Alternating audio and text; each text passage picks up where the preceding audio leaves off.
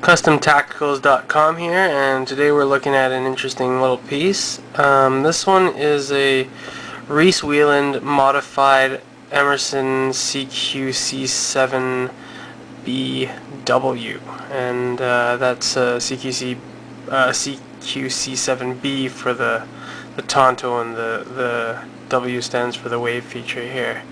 As you can see, the handle's been drastically changed from the original Emerson CQC-7 handle, which is a lot boxier and tends to, and has more of a sort of a simple design, whereas the Reese designed one here has a bit more contours on it and a little bit more flair to it.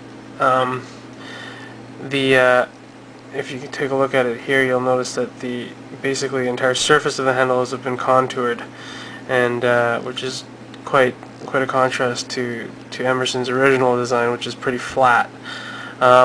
Reese did a fantastic job with this. The dovetailed bolsters are pretty amazing, and if you look close here, I don't know if you can see it, but they've been beveled right across here, and he did some neat things like flattening out that area there, and a nice Emerson clip with some really nice rugged looking canvas micarta scales.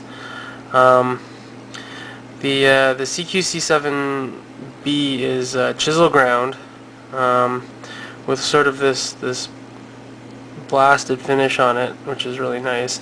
The wave feature I really don't like. I've never liked the wave feature. Unfortunately, this one came with it. It was traded for some other stuff, and I mean, I could always switch the blade for a non-wave blade if I wanted to. But the first day that I got this knife, actually, while pulling it out of my pocket, not wanting to open it, it actually opened, and I ended up sticking my finger onto it and got a little cut. So I've never really liked it for reasons that when I pull the knife out of my pocket, I don't always want it to open, and the wave kind of makes that impossible. But nevertheless, this is just one really well made knife. I'm not that huge a fan of the Emerson design originally. It's nice, but it doesn't quite hit me like this one does. Whereas with this knife, just, I don't know, everything that Reese has done, there's like no play at all in this knife. Fantastic job with a full backspacer on it, or sorry, with a partial backspacer on it, and the bolsters are really well made. Larger size, which kind of gives it a neat look, contrasting from your typical bolstered folders. And I think the choice of the color just goes from like this light gray to medium gray to almost a black with the micarta there. Looks really fantastic, and blade on this one is 154 cm, as all Emersons are, and it's a pretty decent size. Just like all the other ones, about 3.5 inches, just a little bit shy of that. So if you want to take a look at this, getting one of these done, you can contact Reese Weiland. He does a lot of knife customizations. This one was $300 plus the original cost of the knife, so you're looking at about the same cost of a full custom, $100 some odd plus the $300.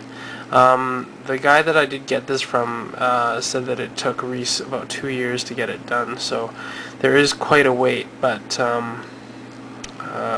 the work is really good, and not a lot of makers are willing to touch production stuff and do mods to them nowadays. There are a few, like I think Matt Cucciara still may do some Strider mods, but they do cost quite a bit of money, and when you factor in the cost of a Strider SNG and the cost to modify it, you're looking at the price of nearly the price of